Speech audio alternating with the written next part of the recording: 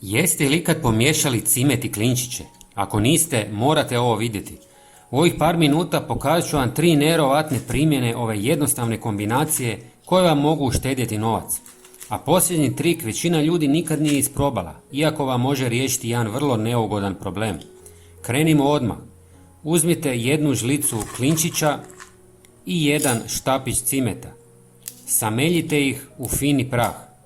Svježe samljeveni sastojci imaju puno intenzivniji miris od unaprijed mljevenih koji dugo stoje u trgovinama. Dok to radim, napišite mi u komentarima jeste li ikad pomiješali ova dva sastojka. Sada prah istresite u pola litre vruće vode i dobro promiješajte. Za dodatnu svježinu možete dodati malo čaja od mente ili nekoliko kapi eteričnog ulja. Ostavite da odstoji nekoliko sati kako bi se miris i korisni sastojci što bolje otpustili u vodu.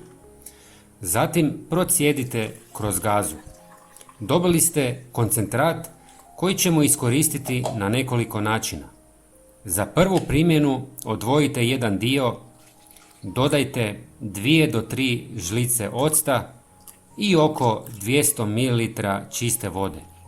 Ulijte u bočicu sa raspršivačem i protresite.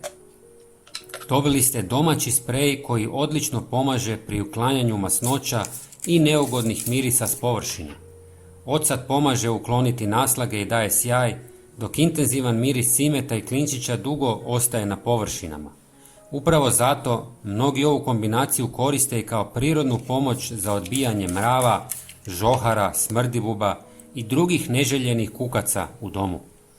Ako vam se sviđa ovakvi jednostavni kućni trikovi koji štede novac, svakako se pretplatite na naš kanal jer svakodnevno objavljujemo nove besplatne savjete. Sada idemo na drugu fantastičnu primjenu. U posudu s toplom vodom ulijte malo pripremljenog koncentrata. Dodajte jednu žlicu maslinovog ulja i jednu žlicu tekućeg sapuna koji će pomoći da se ulje ravnomjernije pomiješa s vodom. Dobit ćete odličnu kupku za stopala. Pomiješajte je s 5 litara tople vode i namačite noge oko 20 minuta. Menta će pružiti ugodan osjećaj svježine, cimet i klinčići smanjuju gljivice, a maslinovo ulje pomoći će omekšati suhu i grubu kožu na petama. Ako ovu kupku koristite redovito, stopala će biti njegovanija i ugodnija na dodir. A sada dolazi obećani bonus trik.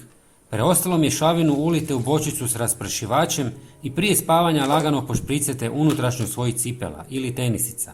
Već do jutra neugodno mirisi bit će znatno slabiji, a obuća će imati puno svježiji miris zahvaljujući aromatičnim svojstvima cimeta i klinčića. Ako poznajete nekoga kome bi ovaj trik mogao koristiti, podijelite video s njim. Hvala vam na gledanju i vidimo se u sljedećem videu. Pozdrav!